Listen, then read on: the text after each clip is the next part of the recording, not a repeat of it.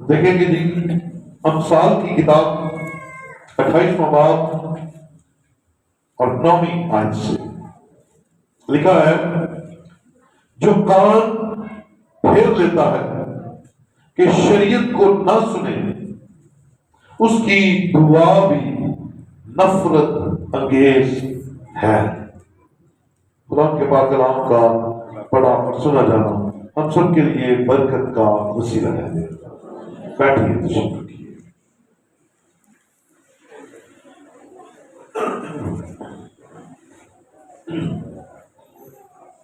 रब की तारीफ हो। आज 13 नवंबर 2022 है और आज हम खुदा के हुजूर कलाम में से जो मज़मून सुनने जा रहे हैं वो है नफरत अंगेज दुआ।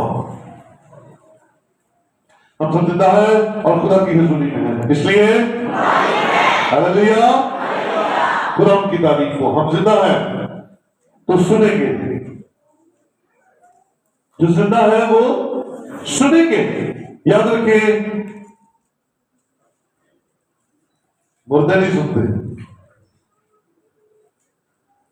मुर्दों के कान काम नहीं करते, क्योंकि उनसे सुनने की ताकत चली जाती, जान खत्म हो जाती है। सो जब तक जान है सुनिए, क्योंकि कलाम आज जो खतरनाक बात हमें बता रहा है वो ये है कि दुआएं की नफरत अंगेज हो सकती है। हम कहते हैं कि दुआ तो बड़ी अच्छी चीज है, दुआ तो करनी चाहिए, दुआ के लिए वक्त निकालना चाहिए, दुआ रूहानी तौर पर तरक्की देती है, ये सारी बातें ठीक है। लेकिन आज का कलाम हमें ये सिखाएगा कि ये कान, हमारे कान, सुनने वाले कान खुदा के कलाम को सुनने से इनकार कर देते हैं, खुदा की बात को सुनने से इनकार कर देते हैं, तो फिर खुदा के नजदीक हमारी बातें, हमारी दुआएं, हमारी इल्तिजाएं नफरत अंगेज हो जाती है। नफरत अंगेज का लुग़वी मानी अपने पास लिखिएगा, बल्कि नफरत का पहले नफरत का मानी देखिए। नफरत का मानी है घिन, करायत, बेजारी, नागवारी, ये नफरत के मानी है। और नफरत अंगेज यानी कि नफरत दिलाने वाला, करायत दिलाने वाला, ऐसा काम जो करायत दिलाता है। कुछ लोगों की बातें कानों को इतनी करायत दिलाती है कि दिल करता है 5 मिनट उठ के इधर उधर हो जाए। कुछ लोगों का पहनावा गुस्सा दिला देता है, कुछ लोगों का उठना बैठना परेशान कर देता है, नफरत अंगेज होता है। खुदा के नजदीक, ईमानदारों के नजदीक, दुनियादारों के नजदीक, इंसानों के नजदीक तो दुआ करने वाला जबरदस्त है, लेकिन अगर वो दुआ करने वाला आसमान के खुदा की नहीं सुनता तो फिर इंसानों के लिए तो वो बहुत अच्छा है, लेकिन आसमान के खुदा के लिए वो दुआ नहीं है। खुदा गुस्सा करता है, नफरत करता है ऐसी दुआओं से जो खुदा के हुक्मों को माने बगैर की जाती है। इंसान की किताब का थोड़ा सा तारुफ आपको करवाता जाऊं। इंसान की किताब लिखी है सुलेमान बादशाह ने, दाऊद के बेटे सुलेमान ने ये किताब लिखी है, पाकरू ने उसे लिखवाई है और हिकमत दनाई इस किताब के अंदर मौजूद है। एक हवाला अपने पास लिख लीजिएगा, ये खास है।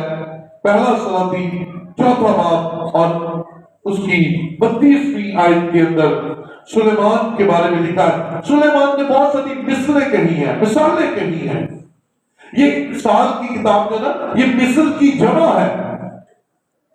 तो सुलेमान ने कहावतें कही हैं, मिसलें कही हैं।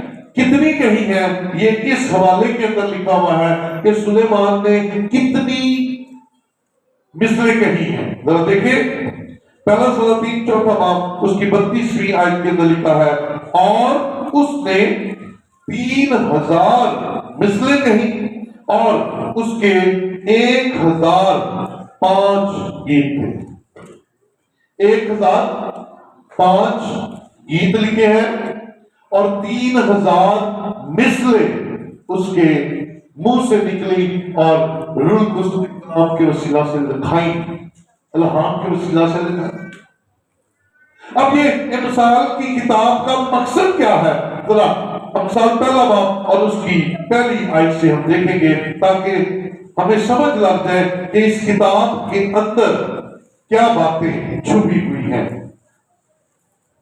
अमसाल पहला बाब उसकी पहली आयत से लिखा है, इस्राएल के बादशाह सुलेमान बिन दाऊद की अमसाल,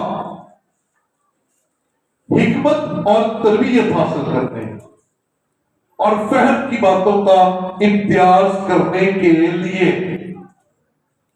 कौन कौन सी बातें?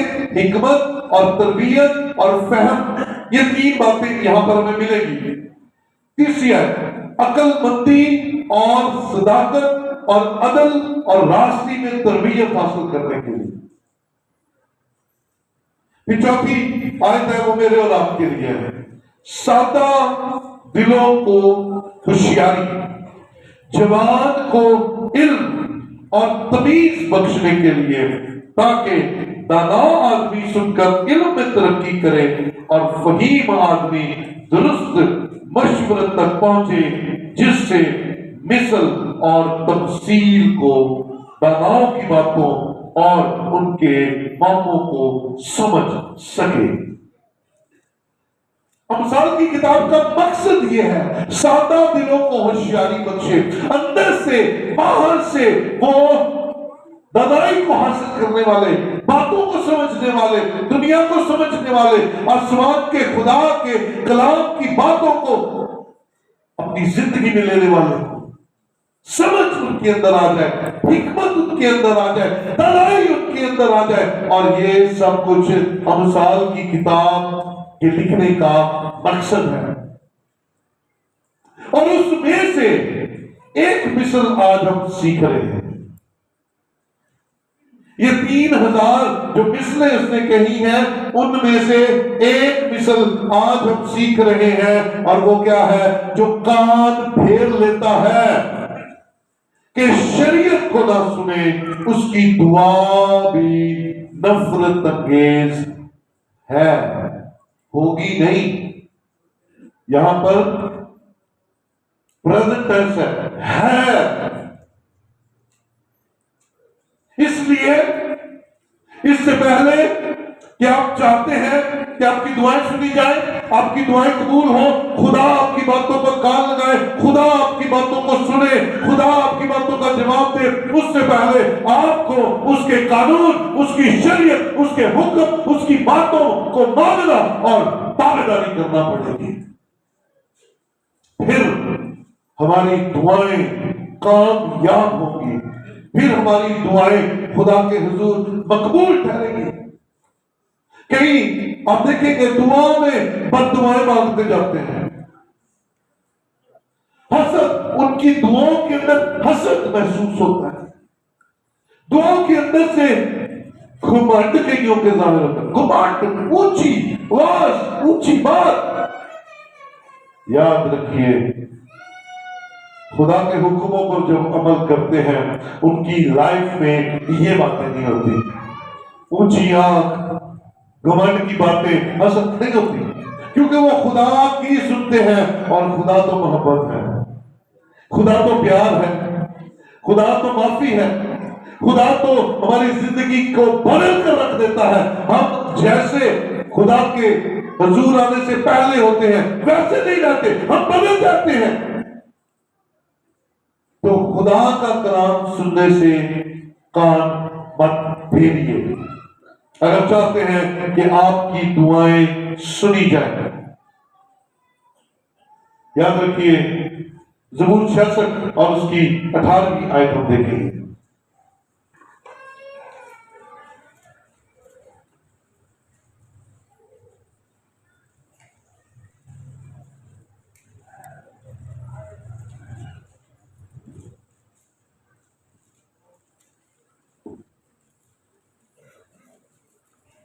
अगर मैं बदी को अपने दिल में रखता तो खुदावंद मेरी ना सुनता।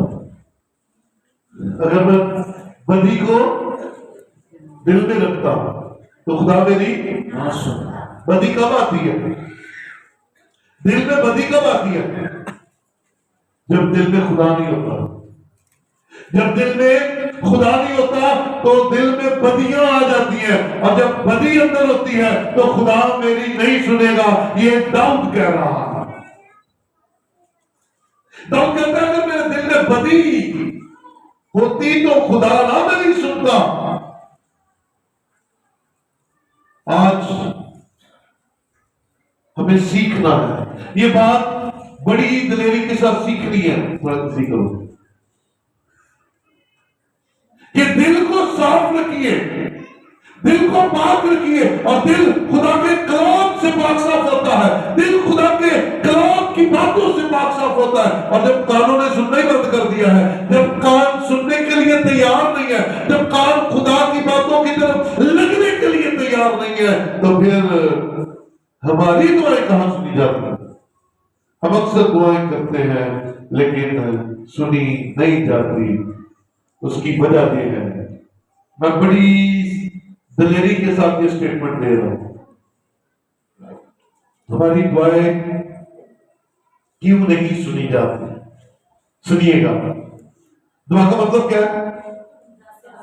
क्या है जी? खुदा से बातें करना। तो सुनिएगा, क्यों नहीं सुनी जा रही? हम उसकी नहीं सुनते, वो हमारे नहीं सुनता। वो हमारी इसलिए नहीं सुनता क्योंकि हम उसकी नहीं सुनते। आज के कलाम का टाइटल यही है, नफरत अंगेज दुआ। क्यों उस वक्त नफरत अंगेज हो जाती है? हम नीचे से दुआ करना शुरू होते हैं तो खुदा को तो खुश होना चाहिए। खुदा कहे कि जबरदस्त, मेरा बेटा, मेरी बेटी, मेरा खानदान दुआ कर रहा है, लेकिन खुदा ऊपर नफरत अंगेज हो जाता है। क्यों? क्योंकि वो कहता है मेरी ये एक नहीं मानता, मैं इसे कलाम में ये सारी बातें जो मानने के लिए कहता हूं वो ये मानता नहीं है, अपनी मनवाने के लिए आते हैं। तुम्हारी दुआ खुदा को खुश करने की बजाय खुदा को गुस्सा दिलाती है, खुदा को घिन आती है। मैं नहीं कह रहा, खुदा का कलाम कह रहा है। अमसाल 28:9 कह रही है, मैं नहीं कह रहा कि जब हम नहीं सुनते तो फिर वो हमारी, बोलो बोलो भाई बोलो, वो हमारी नहीं सुनता। तो फिर सुनाना चाहते हैं कि वो आपकी सुने? हेलो, कितने चाहते हैं आपकी दुआएं सुनी जाए? हालेलुया। कितने चाहते हैं कि उनकी दुआ कभी रद्द ना हो? हालेलुया। तो फिर उसके कलाम को सुनकर अमल किया करें, उसकी सुने तो सही। आपके फायदे की बातें हैं, आपकी बरकत की बातें हैं, आपके, और सुनिएगा बरकत की बात है, पाकरू ने मेरे दिल में डाल दिया है कि आपके लिए भी और आपकी आने वाली नस्लों के लिए भी बरकत की बातें हैं खुदा के पास। इसलिए अपने खुदा की रुतों को रद्द मत किया करें, इन कानों को खुला रखा करें, इन कानों को खुला रखें। अमसाल पहला बाब उसकी 33वीं आयत जरा देखें। लिखा है, लेकिन पहले हमने क्या देखा? जो कान फेर लेता है कि शरीयत को ना सुने, उसकी दुआ नफरत अंगेज है। अब पहला बाब उसकी 33वीं आयत के अंदर लिखा है, लेकिन जो मेरी सुनता है। पहले ना सुनने वालों की बात होगी, अब सुनने वालों का रिवॉर्ड है, सुनने वालों का अजर है, सुनने वालों की बरकत है। सुनिएगा, कलाम कहता है लेकिन जो मेरी सुनता है वो महफूज होगा। बुलंद से कहिए हालेलुया। जो खुदा की सुनता है पहले नंबर पर वो हिफाजत में आ जाएगा। किसकी? खुदा की। वो महफूज होगा। और दूसरी बरकत, और आफत से नडर होकर इत्मीनान में रहेगा। दो चीजें, आफतें आएंगी, तकलीफें आएंगी, बीमारियां आएंगी, टेंशनें आएंगी, मसाइल आएंगे, लेकिन आप और मैं अगर खुदा की सुनते हैं, अगर खुदा के कलाम पर अमल करते हैं, अगर खुदा के कलाम को अपनी जिंदगी में रखते हैं, उसकी ताबेदारी करते हैं, तो मुसीबतों को आने दीजिए, परेशानियों को आने दीजिए, आफतों को आने दीजिए। आप अपने बिस्तर पर इत्मीनान से सोएंगे, क्योंकि खुदा आपसे वादा कर रहा है जो मेरे साथ वफादार होगा, जो मेरी सुनेगा, वो नडर होकर इत्मीनान से रहेगा। हालेलुया। ये इत्मीनान बड़ी चीज है। लोग ढूंढते हैं, कोई पैसे में, कोई नशे में, कोई दुनियादारी में, कोई बिजनेस में, पता नहीं किस किस चीज में इत्मीनान ढूंढते हैं। खुदा का कलाम कहता है अगर तुम कलाम को सुनोगे, खुदा की बातों को सुनोगे, तो अंदर से इत्मीनान और बाहर से इत्मीनान से भर जाओगे। आपके लिए और मेरे लिए खुदा का कलाम किस कदर जरूरी है, किस कदर खास है। हमारी कौम क्यों मार खा रही है, हम क्यों उठ नहीं पा रहे, हम क्यों अपलिफ्ट नहीं हो पा रहे, हम क्यों उस मुकाम तक नहीं पहुंच पा रहे जिस मुकाम पर खुदा के लोगों को होना चाहिए। वजह क्या है? वजह यही है, हम उसकी नहीं सुनते। हम ख्वाबों में, मसलों तस्लों में फंसे हुए हैं। ख्वाब में हमें मसला पड़ जाता है, हाय नीला पानी ले लिया, पीला पानी ले लिया, क्या होगा? कुछ नहीं होगा। खुदा का कलाम पढ़कर तो देख मेरे भाई, मेरी बहन, तू पढ़ तो सही, तुझे खुदा खाबा मत लगाना। सबसे उत्तम इसका ये कलाम है, सबसे उत्तम ये कलाम की बातें हैं, सबसे उत्तम खुदा के मुंह की बातें हैं। इनको सुन, इन पर अमल कर और नडर हो जा, क्योंकि तेरे सारे खौफ खुदा निकाल देगा। बोले हालेलुया। सारे के सारे जितने खौफ है तू नडर हो जाएगा। किससे? दुनिया के खौफों से, परेशानियों से। लोग डराएंगे तुझे आके, हाय दीदी ना ब्याह कितने पैसे पूरे होंगे। आप अंदर से इत्मीनान में होंगे, जिसकी मैं परस्तिश करता हूं, मैं उसकी सुनता हूं, उसने मेरी सुन ली है। बोले हालेलुया। और निकले इन बातों में से उस पर डाल दे, लेकिन डालेगा वो जो उसकी, जो सुनता ही नहीं है। हाँ? जो नहीं सुनता वो नुकसान उठाएगा। अमसाल 15 की 29 में लिखा है, खुदावंद शरीरों से दूर है पर वो साधकों की दुआ सुनता है। शरीरों से दूर है, साधकों की सुनता है। अगर आप साधक हैं, अगर आप रास्तबाज हैं, अगर आप उसकी मानते हैं, अगर आप उसके ताबेदार हैं, तो वो आपकी दुआओं को सुनेगा। शरीरों को रद्द करेगा, शरारत करने वालों को रद्द करेगा। शरारत करने वालों के लिए तो आपके खुदा के कलाम के अंदर लिखा हुआ है। क्या ज़बूर में गाते हो? तू अपनी अखियां तो देखेगा हाल किना शरीर, तू अपनी आंखों से देखेगा। और ज़बूर में इसके अंदर लिखा है, बल्कि मौत के साया की वादी में से मेरा गुजर, मैं तेरी मानता हूं, तू मेरे साथ है, मुझे कुछ नहीं होगा। तू मेरे दुश्मनों के रूबरू मेरे आगे दस्तरखान में चल, शरीरों के सामने मुझे सरफराज करता है। तो शरीर देखता रह जाएगा और तू सरफराज होता चला जाएगा। बोले हालेलुया। घबराइए ना, डरिए ना, सिर्फ अपने आप को ठीक कर लीजिए। आइए एक और हवाला यशाया पहला बाब उसकी 13वीं 14वीं और 15वीं आयत हम देखेंगे।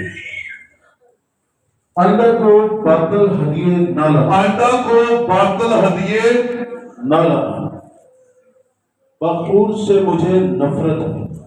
एक मिनट, आइंदा को बातल हदिये खुदा हमारे हदियों का बुक है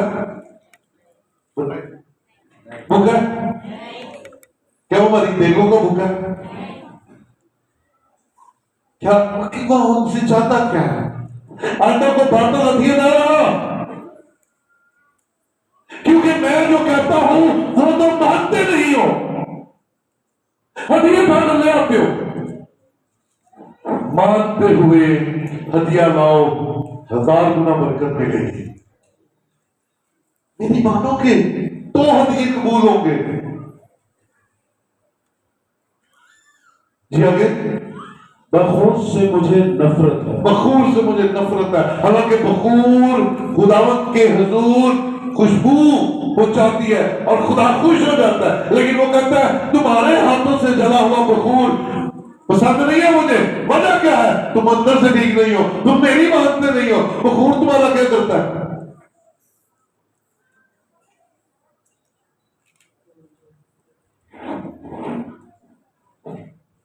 नए चांद और शपथ और ईदी जुमायत से भी, क्योंकि मुझ में बदकिरदारी के साथ ईद की बर्दाश्त, मुझ में बदकिरदारी के साथ ईद की बर्दाश्त नहीं है। बदकिरदारी के साथ नहीं, नाफरमानी के साथ नहीं, हुक्म अदूली के साथ नहीं। तुम जो मर्जी पापड़ बेलते रहो, नहीं सुनी जानी। नवे साल वाले दिन, गुड फ्राइडे वाले दिन देखना देते रहो, नहीं सुनी जानी। जब तक तुम मेरी नहीं सुनते, जब तक तुम कलाम की नहीं सुनते, जब तक तुम कलाम के ताबे नहीं होते। ये सारी चीजें दिखावा हो सकता है, लेकिन रूहानी तरक्की का बायस नहीं हो सकता। मैं नहीं कह रहा, यशाया की किताब के अंदर लिखा हुआ है। मेरे दिल को तुम्हारे चांदों और तुम्हारी मुकर्रा ईदों से वो मुझ पर पार है। मैं उनकी बर्दाश्त नहीं कर सकता, वो मुझ पर भार है। अजीजों, अगले महीने हम क्रिसमस मनाने को है, ईद है। तो ईद को रूहानी तब्दीली के साथ मनाना है। हमने खुदा का दिन रूहानी तरक्की करने के लिए मनाना। गो हम 1 दिसंबर को ही खुदा यीशु की इबादत करने के लिए तैयार है।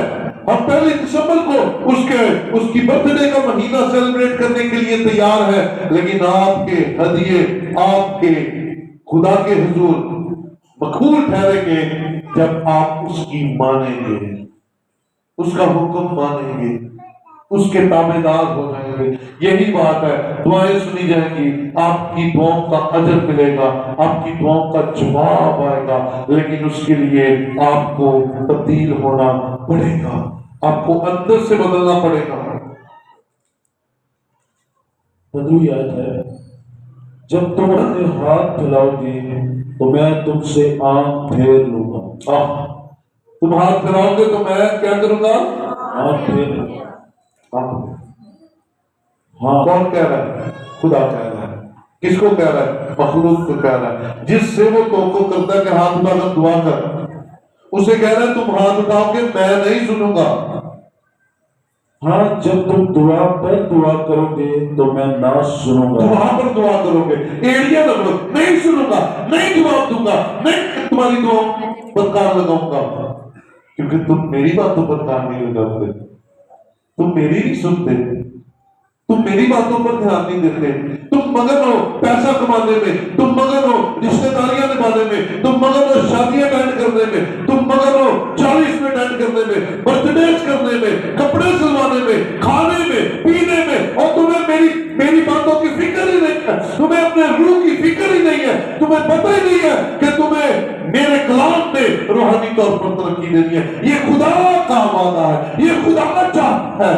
और खुदा हमारी इस नेग्लिजेंसी पर परेशान है। वो कहता है यार मुझे तुम्हारी ईदों चांदों हदियों से सबसे नफरत है। क्यों? क्योंकि तुम मेरी नहीं मानते। तुम दुआ करोगे मैं नहीं मानूंगा। फिर कोई कहता है तुम दुआ करो फिर भी नहीं मानूंगा। क्यों नहीं मानूंगा? तुम पहले मेरी मानो, पहले मेरे वफादार हो जाओ। Be careful. ये बड़ा खतरनाक मरहला है, हालात है, बड़े खतरनाक हालात है। इसलिए वफादारी का दामन न छोड़िए, मत छोड़िए। और साल 16 की 20 के अंदर लिखा है जो कलाम पर तवज्जो करता है भलाई देखेगा। हालेलुया। जो कलाम पर तवज्जो करेगा वो उसकी भलाई होगी। अब चाहते हैं आपका भला हो या बुरा हो? कितने लोग चाहते हैं भला हो? हाँ, हेलो, सब चाहते हैं कि भला हो। कोई है आपने से जो कहे जी मेरा बुरा हो? है कोई बुरे वाला है? कहते जी मेरा बुरा हो जी? कोई नहीं है, एक भी नहीं है। तो फिर इस भलाई का क्या तरीका है? जो कलाम पर तवज्जो करता है भलाई देखेगा। हालेलुया। भलाई मिलेगी आसमान के खुदा की तरफ से। और जिसका तवक्कुल खुदावंद पर है मुबारक है। जिसका तवक्कुल खुदावंद पर है वो मुबारक है। मेरे भाई मेरी बहन दिलेर हो जा, कलाम को सुना कर, कलाम पर अमल किया कर। बादशाहों और औलियास और बड़े बड़े लोगों ने खुदा का तजर्बा कर देखा है। बहुतों ने बांध कर देखी है और बहुतों ने नाफरमानी करके देखी है। आपके सामने रिजल्ट है। बाइबल मुकद्दस इस बात से भरी पड़ी हुई है। अगर आप प्रकाशवाक्य दूसरा बाब उसकी 7वीं आयत देखें तो वहां पर बड़ी खूबसूरत बात लिखी है, जरा गौर से देखिएगा। प्रकाशवाक्य दूसरा बाब उसकी 7वीं आयत के अंदर लिखा है जिसके कान हो वो सुने कि रूह कलीसियाओं से क्या फरमाता है। जो गालिब आए मैं उससे उस जिंदगी के दरख्त में से जो खुदा के फिरदौस में है फल खाने को दूंगा। एफेसस की कलीसिया के नाम ये खत लिखा है। जिसके किस किसके कान है कान? दिखाए दो, चेक करें हाथ लगा के चेक करें, सारे चेक करें जरा, सारे हैं। हाँ बरकत है नहीं, चेक करो है ना। मैं एक इन्वेंशन में क्लास सुना रहा हूँ और इन कानों को सुनने के लिए खुदा ने बनाया है। किसके लिए? किसके लिए? सुनने के लिए बनाया है ना। तुम्हारी बहनें इधर से सुनती हैं और इधर से निकाल देती हैं। और इन कानों को वक्त डाला हुआ, कानों को क्या डाला हुआ? वक्त डाला हुआ। कईया ने इतो छुदवा के एक कांटा इधर एक कांटा इधर, तो उन्होंने ऐथे पूरा ही अंत भरिया। कान बेचारे कहते हैं कि मैं साडा काम तो कुछ हो रहा है कि तुम काम कोई और लै रहे है। कान कहते हो साडा काम तो सुनना है कि तुम लग दिता साडे सिर पे। और इन्हें उस काम के लिए इस्तेमाल करे जिसके लिए खुदा ने बनाया है। और खुदा ने कान सुनने के लिए बनाया है। और रूह कलीसियाओं से क्या कहता है? जिसके कान हो वो सुने। तो सुनने के लिए क्या? हमारे पास एक एग्जांपल है। अभी एक बेटा है, देखने में वो बिल्कुल ठीक है लेकिन कान उसके काम नहीं करते, तो सुन ही नहीं पाता, वो सुन ही नहीं पाता। तो जीजो, हम खुशकिस्मत हैं, खुदा ने कान दिए हैं और ये इसलिए दिए हैं ताकि हम जिंदा खुदा के कलाम को सुन सके। और जो सुनते हैं उनके लिए खुशखबरी ये है कि आसमान का खुदा कहता है जो मेरे कलाम को सुनेगा उसके साथ भलाई होगी, उसका भला होगा, उसे बरकत मिलेगी, उसका खानदान का बरकत होगा जो मेरी सुनेगा, जो मेरी सुनेगा। और कलाम में लिखा है ईमान सुनने से पैदा होता है और सुनना मसीह के फिर ईमान पैदा होगा, फिर आसमान से दुआओं का जवाब आएगा, फिर बरकत जारी होगी, फिर आसमान खुलेगा, फिर आप कहेंगे हाँ मेरा खुदा मेरी हर बात का जवाब देने की कुदरत रखता है। हालेलुया। सुना करें। अक्सर कईयों की आदत होती है, गीतों में बड़े जबरदस्त होते हैं, कलाम जैसे ही शुरू होते हैं हो जाते हैं और जब खत्म होता है साथ वाला भाई बैठ के उठ गई कलाम हो गए। ये शुक्र है मेरे चर्च में नहीं होता, क्योंकि मैं जरा सुनता होता तो दिखा देना आप दिखा है ना, सो के दिखाएगी। नहीं नहीं नहीं नहीं नहीं, कलाम जिगाने वाली चीज है, कलाम उठाने वाली, तहरीक देने वाली रूह है, सुलाने वाली नहीं है। नो नो नो नो, याद रखिए यहां से जो कुछ आप तक डिलीवर किया जाता है उसने आपको जगाना है, उसने आपको सुलाना नहीं है। तो बाइबल में एक बादशाह हमें मिलता है, इस्राएल का बादशाह, पहला बादशाह, क्या नाम था उसका? इस्राएल के पहले बादशाह का क्या नाम था? शाऊल बादशाह। खुदा ने शमूएल के वसीले उसे मसा किया, बादशाह मसा किया, लेकिन उसने खुदा की सुननी बंद कर दी, खुदा की आवाज पर कान लगाना बंद कर दिया, उसने अपने तरीके इजाद करना शुरू कर दिए, उसने अपने तरीकों से चीजों को सॉर्ट आउट करने की कोशिश की, लेकिन फंस गया। फंस ऐसे गया कि फिर दुआ मांगता था तो दुआ का जवाब ना खुदा की तरफ से ना इंसान की तरफ से, और फिर बादशाही भी गई, जिंदगी से भी हाथ धोना पड़ा और आज तक अच्छे अल्फाज में याद नहीं किया जाता। लेकिन बाइबल में ऐसे सूरमा भी मौजूद हैं जिनकी दुआएं रंग लाई। शाऊल बादशाह नाफरमानी की तस्वीर पेश करता है, उसने खुदा की सुननी बंद कर दी। लेकिन अगर बाइबल के जबरदस्त सूरमा अयूब की बात देखें तो अयूब हालात के कंट्रोल में नहीं आया, मुश्किलात आई, उसकी औलाद मारी गई और जिस्मानी सेहत चली गई, लेकिन उसने खुदा को अपना महबूब बनाए रखा। खुदा के बारे में उसका मुंह कभी कुछ नहीं बोला और उसने उसकी सुनी। और क्या हुआ? अय्यूब की किताब आखिरी बात में लिखा है खुदा ने उससे बहाल किया और 2 गुना बरकत दी। हालेलुया, 2 गुना ब्लेस हुआ, सुनी गई क्योंकि उसने खुदा सुनी। फिर हमें बाइबल में दानियल की दुआ, जबरदस्त दुआ नजर आती है। दुआ का जवाब आया इसलिए क्योंकि दानियल उसकी सुनता था।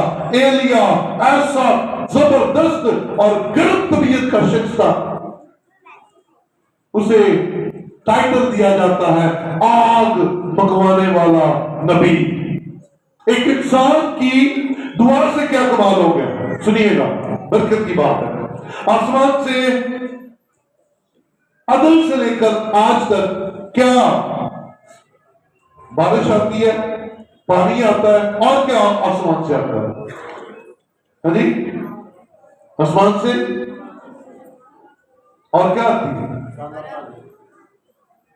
बारिश आती है, पानी आता है, और क्या आता है? नौ आसमान से ऊपर से और बर्फ आती है औले पहनते ने गहरे पहनते नहीं है ना। ये क्या है? सारी ठंडी चीजें सुनिएगा, बहुत से बात सुनिएगा। क्या है ये? सारी ठंडी चीजें। बारिश पड़ जाए मौसम खूबसूरत हो जाता है, बर्फ पड़ जाए मौसम खूबसूरत हो जाता है और ठंडा हो जाता है, और ऊपर से सिर्फ ऐसी ही मजेदार चीजें आती हैं। लेकिन एलिया वो शख्स है जो आसमान के खुदा के हुजूर दुआ करता है और कहता है, ऐ खुदा, आसमान से तूने आग बरसानी है। पानी, ओले, बर्फ और आग ये सब कुछ डिफरेंट है, लेकिन खुदा अपने ताबेदार बंदे की दुआ सुनकर जहां से बर्फ और पानी भेजता था, वहां से उसने बसम करने वाली आग को भेजा, और आग ने उसकी कुर्बानी को जलाकर बसम किया और साबित किया कि ये मेरा बंदा है, ये मेरी सुनता है। बोले हालेलुया। आग का आना इस बात की निशानी थी कि एलिया खुदा का बंदा है और खुदा की सुनता है, इसलिए खुदा ने उसकी सुन ली। आमीन, हालेलुया। एलीशा भी ऐसा था। एलिया का शागिर्द एलीशा दुआ करता है। सुनिएगा, खास बात बताने लगा। आग भेजने वाला खुदा एलीशा की दुआ सुनता है, हालांकि वो दुआ नहीं थी। वो जा रहा था से, और वो सर से ना गंदा था। पीछे लग के बच्चे को 100-150 और आवाजें कसने लग पड़े, बड़ा चला जा गंजे सर वाले, बड़ा चला जा। उसने एक दो दफा इग्नोर किया, लेकिन फिर वो गुस्से से भर गया, और लिखा है उसने मुड़कर उन बच्चों पर लानत की और मन में से रीछनियां दुआई, और 42 बच्चों को उन्होंने वहीं पर खत्म कर दिया। यहां से साबित क्या होता है? आसमान का खुदा, सुनिएगा, लीडर्स खास तौर पर, ईमानदार खास तौर पर अपने गुस्से पर काबू रखा करे, मत दूसरों के लिए कुछ गलत बोला करे, मत दूसरों के लिए बद्दुआएं मांगा करे। आपकी दुआ सुनी जाती है तो बद्दुआ भी सुनी जाएगी, लेकिन अगर आप खुदा की सुनते हैं तो,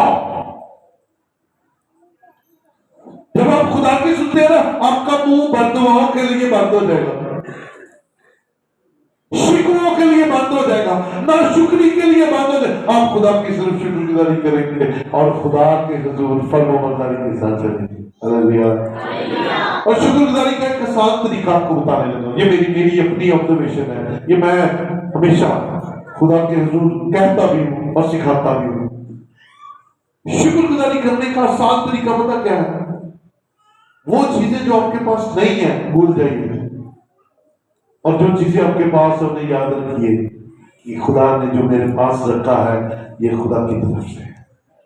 शुक्रगुजारी देखिए, अंदर से शुक्रगुजारी, दुख कम हो जाएंगे, आपके अंदर की कड़वाहट खत्म हो जाएगी। मेरे चीजों, आखिरी वाला हम देखने जा रहे हैं, यूहन्ना का पहला खत 3 और उसकी 22वीं और 23वीं आयत। और जो कुछ हम मांगते हैं वो हमें उसकी तरफ से मिलता है। हाँ, जो मांगते हैं वो हमें उसकी तरफ से मिलता है, क्योंकि हम उसके हुक्मों पर अमल करते हैं। जी, जो कुछ हम मांगते हैं उसकी तरफ से मिलता है, क्योंकि हम उसके हुक्मों पर अमल करते हैं। सिद्धा असूल, हम उसके हुक्मों पर अमल करते हैं और वो हमारी सुनता है। जी आगे। और जो कुछ वो पसंद करता है उसे बजा लाता जो वो पसंद करता है, नहीं कि पसंद शैतान दी पूरी करने हैं ते मंगते खुदा को ला और कहते हैं देता नहीं है। इसका मतलब है गलती मेरे अंदर है, आपके अंदर है। हम हुक्मों को नहीं मानते और जो खुदा को पसंद है वो नहीं करते, इसलिए हमारी दुआ कबूल नहीं होती है। जी। और उसका हुक्म ये है कि हम उसके बेटे यीशु मसीह के नाम पर ईमान लाएं और जैसा उसने हमें हुक्म दिया उसके मुआफिक आपस में मोहब्बत रखें। जैसा उसने कहा है आपस में मोहब्बत रखें। नफरतें खत्म करके देखें, एक दफा आपकी जिंदगी आसान हो जाएगी। आप नफरतें खत्म करके देखें, आपको सुकून की नींद आना शुरू हो जाएगी। उसकी मान लें, उसकी मान लें। यकीन जानिए दुनिया में अफरा तफरी के अलावा कुछ नहीं पड़ा हुआ, दुनिया में मार पिटाई के अलावा कख नहीं पड़ा हुआ, बीमारियों टेंशनों के अलावा कख नहीं पड़ा हुआ। आइए आइए खुदा के कलाम की तरफ ध्यान दें। उसमें जिंदगी है, उसमें सलामती है, उसमें इज्जत है, उसमें दौलत है, उसमें आपको खुदा के हुजूर में एक नुमाया मकाम और अहमियत मिलने वाली है अगर आप खुदा की सुनते हैं तो। अगर आप यीशु मसीह पर ईमान लाते हुए यीशु मसीह के हुक्मों को मानते हैं तो आपकी हर दुआ का जवाब हार के साथ आएगा और आसमान का खुदा आपकी हुजूरी आपके लिए आसमान को खोल देगा। और ये याद रखिए, अगर आप खुदा की नहीं सुनेंगे, अगर आप कलाम को वक्त नहीं देंगे, अगर आप कलाम को मानने से इनकार करेंगे तो फिर खुदा आपकी दुआओं से अक गया है, थक गया है, वो आपकी दुआ सुनना नहीं चाहता। बल्कि साफ अल्फाज में आपको बताऊं, आपकी दुआएं खुदा को खुश करने की बजाय खुदा को गुस्सा दिलाती है। आइए अपने रवैये को बदले, खुदा की सुने, खुदा के ताबेदार हो, यीशु मसीह को अपना नजात दहिंदा कबूल करें और ये ईमान रखें कि वादों का सच्चा खुदा हमारी दुआओं का जवाब देगा, हमारी दुआओं से खुश करेंगी और वो आसमान खोल देगा और जो नहीं है वो दे देगा। जो नहीं है ईमान से अपने दिल में कबूल कीजिए, वो आपके लिए जारी हो जाएगी, लेकिन उसका ताबेदार होना बहुत जरूरी है। आइए अपनी जगहों पर खड़े हो और खुदा